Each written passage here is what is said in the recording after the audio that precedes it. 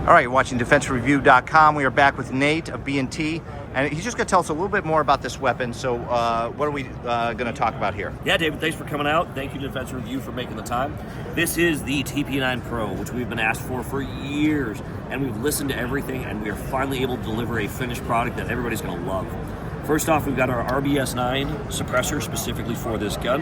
It is a reduced back pressure titanium 3D printed suppressor, so it's going to still be nice and quiet and keep the action running the way it's supposed to. Standard TP9 collar, that's not new, but the top cover is.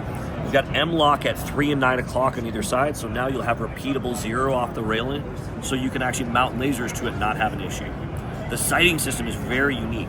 We've got a section of 1913 on top with a cutout down the center, and that cutout is actually your iron sighting system. You'll notice there's a little extra notch right up here. That's the front sight, and you look down that channel for your rear sight.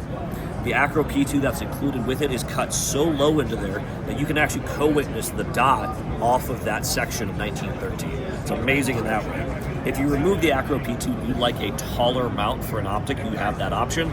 There will be an included Picatinny section that replaces where the ACRO would go. Next up, there's a couple upgrades that are probably my two favorites. We have an ambidextrous folding, non-reciprocating charging handle. Those of you familiar with our other line of pistol caliber carbines will recognize this. This is a non-reciprocating charging handle as you're used to it. That's a huge development, and that's a welcome design change that we're very happy about. As we keep coming back, there's a QD cup built into the back.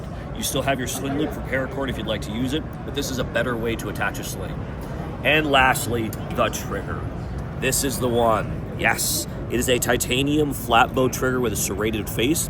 Shaves roughly 5 pounds off the trigger pull between the bow and the internal components as well in the kit.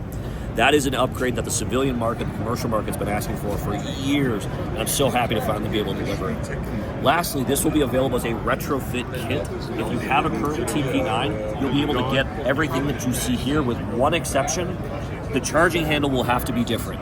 We had to modify the bolt carrier to allow for the new charging handle. So on the retrofit kit, it will be a standard T charging handle, but it will be a metal charging handle with a detent on the top to make sure it doesn't come out when it's not supposed to. Very cool. And when is this all available? This is available at dealers right now. There's going to be an initial batch of 250 that come as part of a collector's kit that include a knife as well as a case and some magazines, and then you'll be able to buy just the gun itself as well. Pricing on the gun itself should be similar to the current TP9 pricing. Thank you very much. Really appreciate it. My pleasure, David. We're at the B&T booth at SHOT Show, and you are watching DefenseReview.com.